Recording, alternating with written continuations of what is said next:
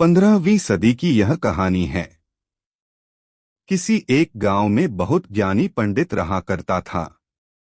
पंडित आजू बाजू के सारे ही गांवों में बहुत प्रख्यात था और इसी वजह से धनवान भी। पंडित का परिवार ज्यादा बड़ा नहीं था। पंडित अपनी पत्नी के साथ अपने बहुत बड़े घर में अकेला रहता था, क्योंकि पंडित को कोई बेटा था नहीं और एक बेटी थी जिसका विवाह पास के गांव वाले एक श्रीमंत लड़के से हो चुका था। पंडित ने शादी से पहले अपने होने वाले दामाद की अच्छे से जांच पड़ताल की थी और अपनी बेटी का भविष्य भी ठीक से पढ़ा था, तब जाकर उसने बेटी की शादी की थी। लेकिन चंद सालों में ही पंडित का दामाद बुरी आदतों के चंगुल में फंस गया। जुआ और शराब की बुरी लत ने उन्हें सड़क पर लाकर रख दिया था। अपने बेटी की ऐसी दुर्दशा देखकर पंडित की पत्नी काफी दुखी होती थी और अक्सर पंडित को कहा करती थी, तुम जाकर उनकी मदद कर आओ। पंडित हमेशा अपनी बीवी को यह कहकर उनकी मदद करने के लिए मना कर देता था कि अभी कुछ समय तक उनका बुरा वक्त चलना है। हम चाहे कितनी ही कोशिश कर ले, जो उनके नसीब में नहीं है वह उन्हें नहीं मिल पाएगा। पंडित की ऐसी बातों से उसकी पत्नी काफी दुखी हो जाया करती थी और मन ही मन सोचती थी कि कैसा स्वार्थी पिता है, अपनी बेटी को इतने कष्टों में देखकर भी उसकी मदद करने के लिए मना करता है। आखिर भगवान ने जो इतना सारा धन धान्य दिया है उसका क्या करेंगे? हमें कोई और औलाद भी तो है नहीं, ले देकर एक यही बेटी है और उसके लिए भी कुछ नहीं करेंगे तो किसके लिए करेंगे? पंडित ऐसा नहीं सोचता था। ऐसा नहीं है कि पंडित अपनी पुत्री से प्रेम नहीं करता था, लेकिन उसने अपनी पुत्री की कुंडली इतने अच्छे से पढ़ी थी और वह यह पहले से ही जानता था कि वह चाहे किसी भी लड़के से शादी करती, लेकिन उसके जीवन में यह समय आने वाला ही था और बिना इसे भुगते उसको छुटकारा नहीं मिलने वाला था। एक दिन खाने पीने के लिए भी मोहताज हो चुके पंडित के बेटी और दामाद उसके घर पर आए। पंडित ने और उसकी बीवी ने दोनों का खूब आदर सत्कार किया और खूब अच्छा खाना खिलाया। बेटी और दामाद की पंडित से सहायता मांगने की हिम्मत न हुई, इसलिए वह बिना बोले ही वापस अपने घर को लौटने लगे।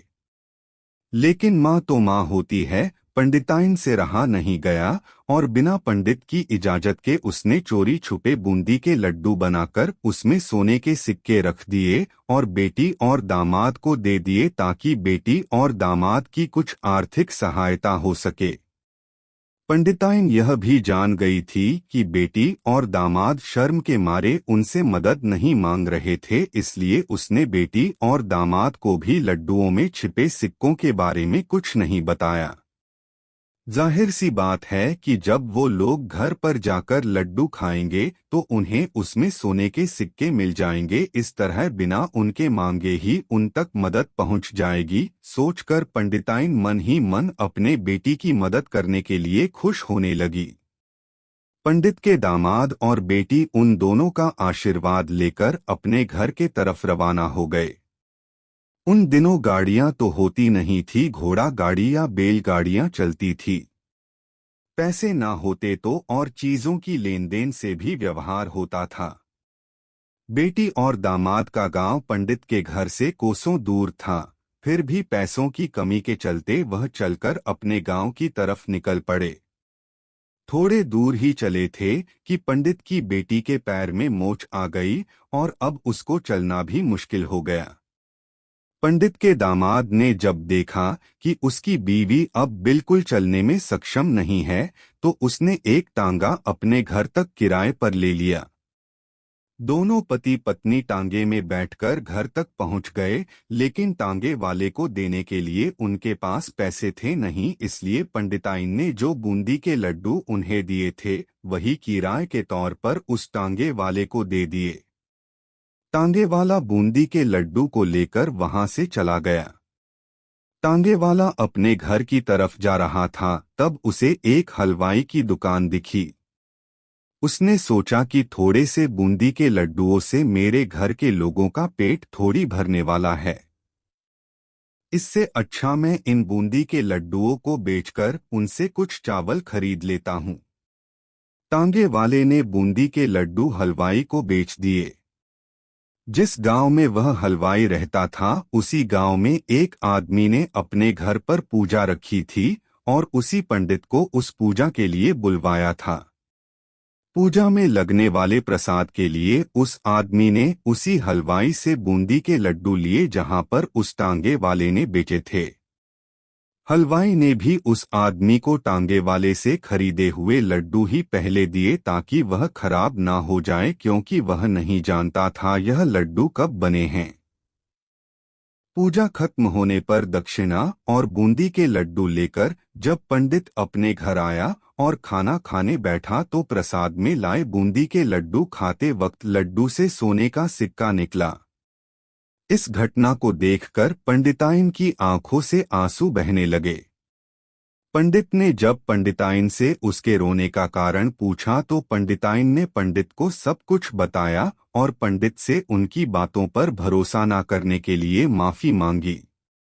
पंडित ने पंडिताइन के आंसू पोंछे और कहा कि तुम्हारी तरह मैं भी हमारी बेटी को बहुत प्रेम करता हूँ, लेकिन अगर हम उसकी अब मदद करते हैं तो दामाद हमसे हमेशा ऐसे ही मदद की अपेक्षा रखेगा और अपनी बुरी आदतों को कभी नहीं छोड़ेगा।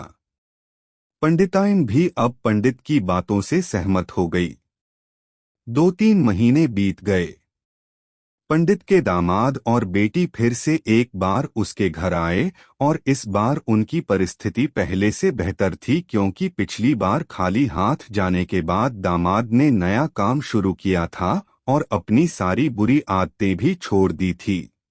हेलो दोस्तों, आपका हमारे चैनल स्टोरी प्लीज पर बहुत बहुत स्वागत है।